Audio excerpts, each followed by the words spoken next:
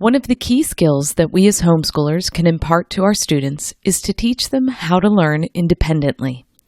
This is a gradual process, but today I want to share with you 3 tips to help you encourage your students to get on the road to independent learning.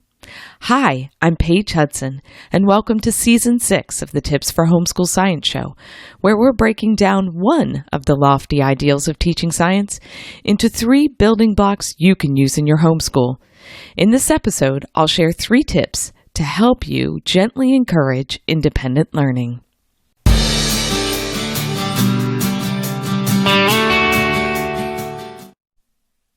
Independent learning is a style of education that focuses on independent study under the guidance of a teacher. In other words, the students are in charge of learning the material on their own, while the teacher acts as a mentor.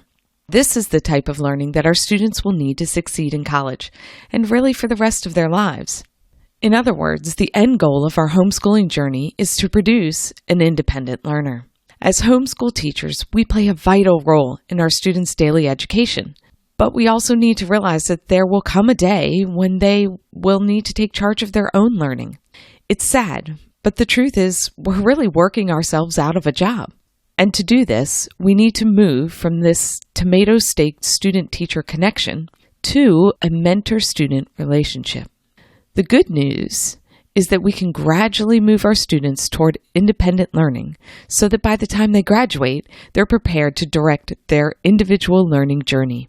As I said last week, it's a process, one that we encourage bit by bit.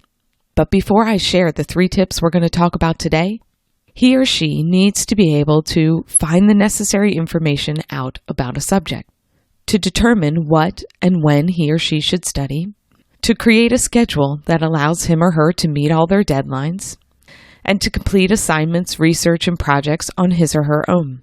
That list should encourage you because everything up there can be easily accomplished in the homeschool setting across the subjects. So we can teach our students how to research, how to determine the information that pertains to what they are learning, how to schedule their time, how to work through a project, including when and how to ask for help. Okay, so now that we understand a bit more about our end goal, let's chat about 3 tips to help us get there. Tip number 1, know when they're ready. So the first key for encouraging independent learning is to determine whether or not your students are ready to begin to take charge of their own education. You can look for signs like the fact that they can read or write on their own, when they start asking for independence, when they move forward with routine assignments without you telling them to do so, when they become interested in keeping their own schedule, and when they're able to complete a task without you hovering over them to make sure that they finish. When you begin to see these signs, you can test the waters by placing some of the smaller school assignments in their hands. So you can start off with simple stuff like reading a chapter on their own or finishing a math assignment without you hovering over them in the elementary years. As they gain confidence, you can increase the amount and the difficulty of independent learning assignments. If you wait until your students are showing signs of being ready, you will definitely gently encourage independent learning in your homeschool. Tip number 2, choose a curriculum that fosters independence. So letting your students loose on independent learning can be a daunting experience for them. So you want to make sure you choose a curriculum that will foster this newfound independence. This will make your job as a mentor in the equation much easier. So we talked about this a bit in the last episode, where we talked about homeschooling with a big age gap. But here are a few guidelines of what to look for when you are seeking a program that encourages independent learning. So these types of programs will have separate student and teacher materials. The student materials will be more than just sheets. They'll have the assignments in them, preferably ones that are written directly to the student. There should be some form of homework pages or description to guide the student through the process of recording their work. The teacher materials should have these assignments plus additional helps for you. And there should be some discussion questions and or answers for you to use to verify that the student is actually learning the material. It would also be beneficial to you if the curriculum had schedules and additional activities in the teacher materials so that you will have multiple tools at your disposal as you mentor your students. You can take a look at our logic stage materials to get a feel for what I'm talking about.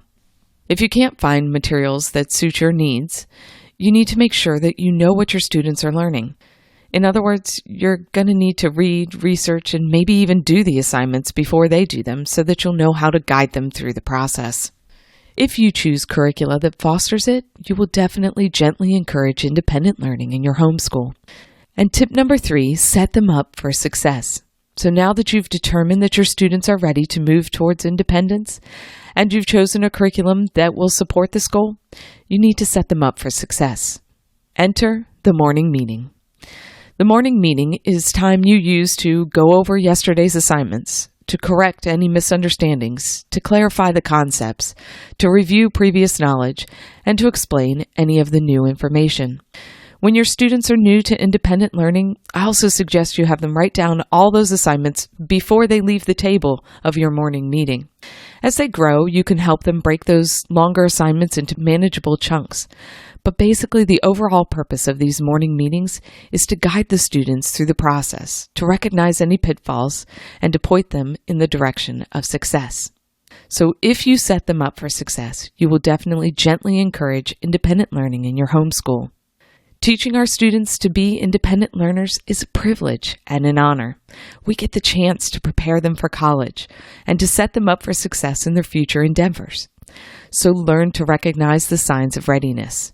Choose curricula that will foster this independence and set them up for success with a morning meeting. It takes some efforts on our parts to encourage independent learning, but the rewards are well worth it. Thanks for watching, and I hope you have a great time playing with science. If you want to learn more, go ahead and check out this video from Elemental Science.